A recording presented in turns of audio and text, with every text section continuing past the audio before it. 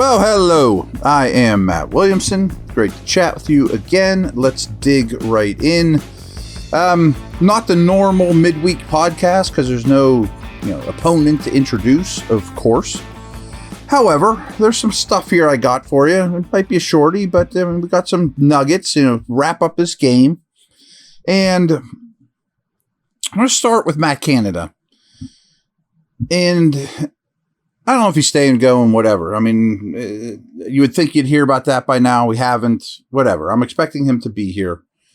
But one thing I think is not an easy fix, but needs to change with the offense. I mean, and of course his name has to come up. But I'm calling these two things Canada crimes. 31st in play action. You're 12.7% of your dropbacks you're using play action.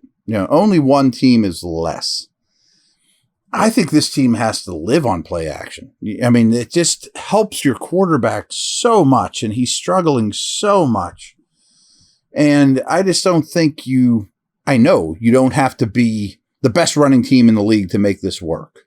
Now, I will concede that play action means you have to protect a beat longer, but you can just influence the defense a little more, freeze them. I mean, the defenses are just teeing off on this offense, and if you can slow them down, or the term is put them in conflict in any way, shape, or form, you got to do it. And I think play action's the easiest method for such a thing, and simple, to be honest with you. So I think that's something that needs to change coming out of the bye. Don't be 31st, be 20th at least. I mean, let's get that number up. I also think for a young quarterback that doesn't look comfortable in the pocket, more design quarterback movement, rollouts, sprint outs, things like that, nakeds, all those type of things. Kenny does it well. He throws well on the run. I'd like to see a higher percentage of those type of pass calls come up.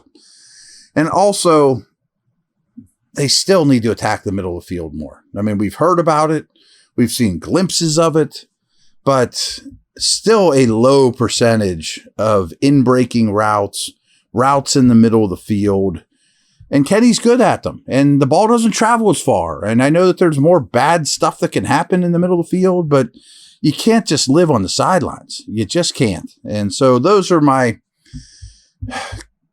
Canada crimes at the moment. That are pretty easy fixes for the bye week in the passing game. So let's get those things cleaned up, and maybe that's a step forward. Now, watching this game again, there was, as I like to tell you, there was guys that even played better than I thought, guys that played worse than I thought. And we all saw that George Pickens and Warren were really good spark plug players that kind of carried the offense. But I thought they were even better watching the All-22 and rewatching the game. They did a lot of good things, blocking, hustle. I mean, those two are really finds for this team and can really help. I thought it was a really good game by Broderick Jones, and it just shows you what he can be. He was more comfortable. It was his second NFL game, and his first one he got thrown in off the bench. So he prepared all week, obviously. His protection needs cleaned up, and Clowney got him a few times, and he can be a little slow to recognize a stunt here and there. But boy, is he stout, and can he move? And there's a lot to like there. I mean, just leave him at left tackle and let him learn. And so that was promising.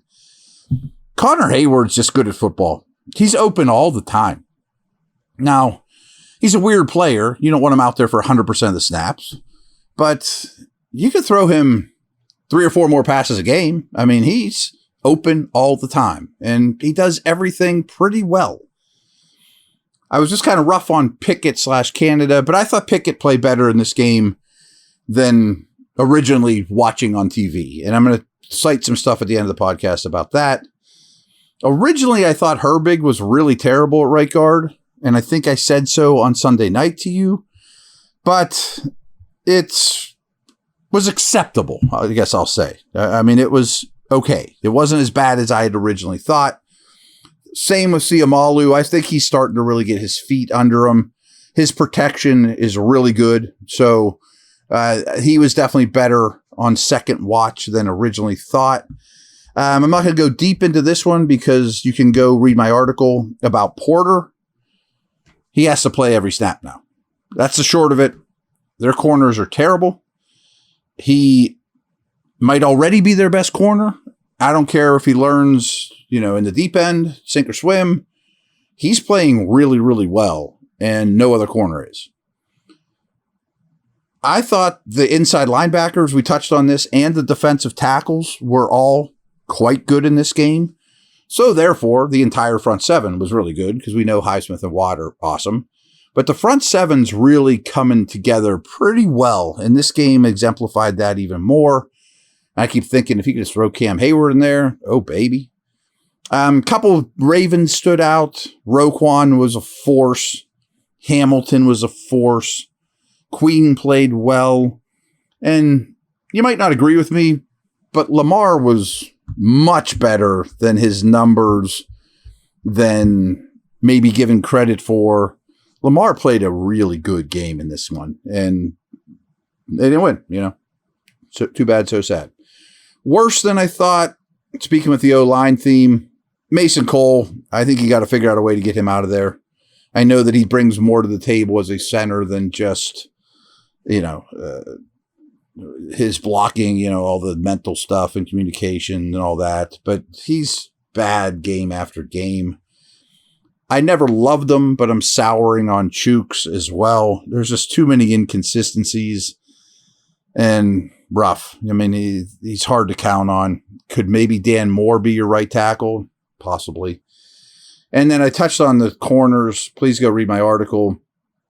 Sullivan's just the epitome of a guy you want to play against. He's fine. He doesn't embarrass himself out there, but just brings very little to the table. Peterson and Wallace were terrible again. I mean, their corners are really bad, except for Porter. And a Raven that I had high hopes for, watching Bateman, not good. Not good at all. I expected more from him. All right, quick break, and then I got some more stuff for you here, too.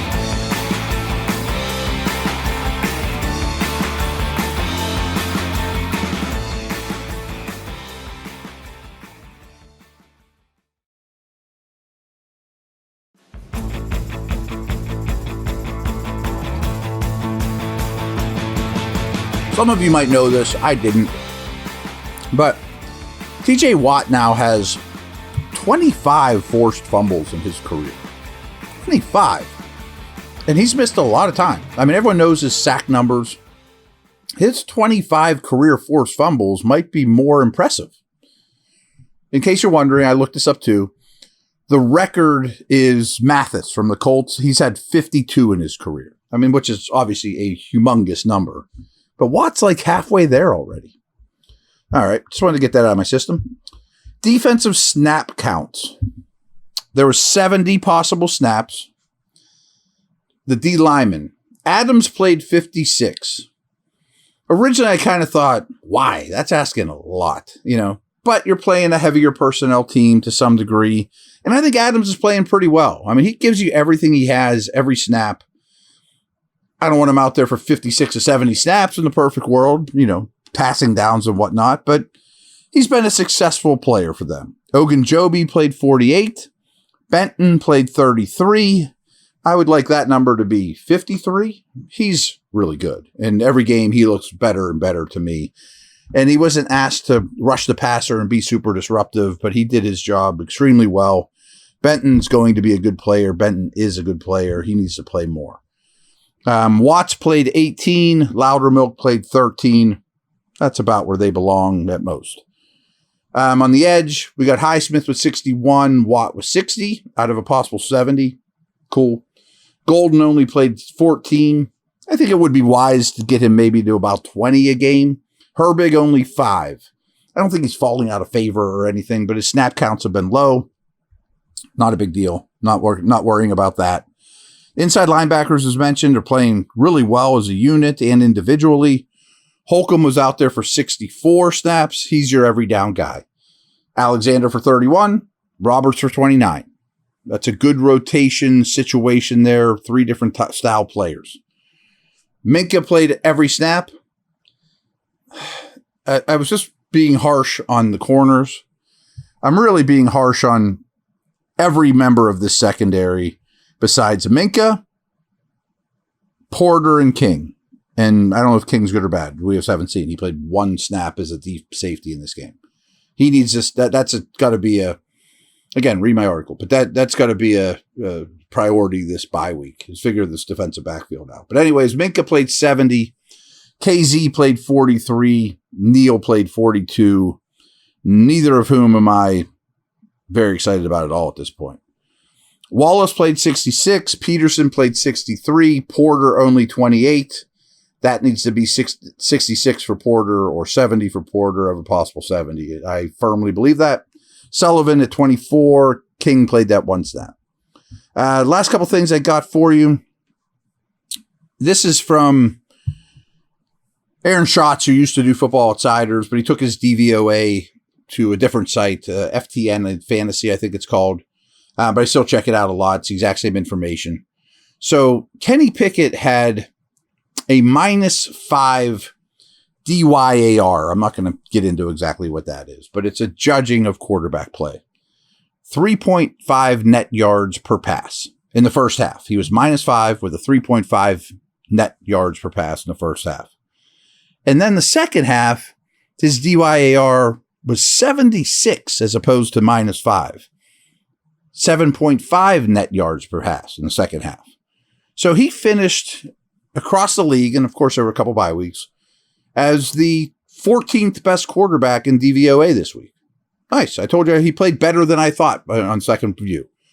And so I went and looked at EPA.